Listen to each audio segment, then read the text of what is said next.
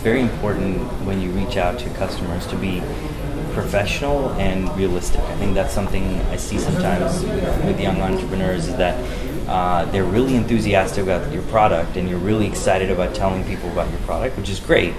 At the same time, I think you don't want to be over enthusiastic to the point where maybe you're not being really credible about the product and you oversell the product. So for example, if you kind of have an online advertising product and you say, oh, this is the world's best product and it's going to work 100 times better than Google or whatever, the reality is if it doesn't, if it does, that's awesome, but if it doesn't, in a month or 2 weeks, your customer is going to be pretty unhappy with you, and they're going to feel like you said X and you really delivered 1/3 of X, and so you're going to set in a situation where they're going to say, hey, I don't really want to work with this guy anymore because he kind of overpromises and underdelivers.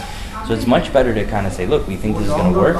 It's going to be we're in a beta. It's an early solution.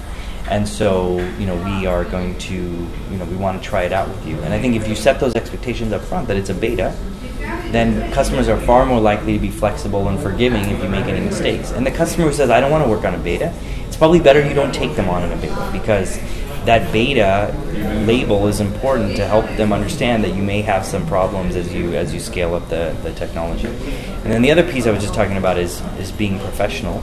I think it's important that you're setting the tone for how people perceive you, how people perceive your company, how they're going to work with your company. And so if you're super casual, if you show up in the meeting with again, this is more an enterprise business, and you show up in jumples or whatever, I think it really doesn't help them believe that you take their business seriously.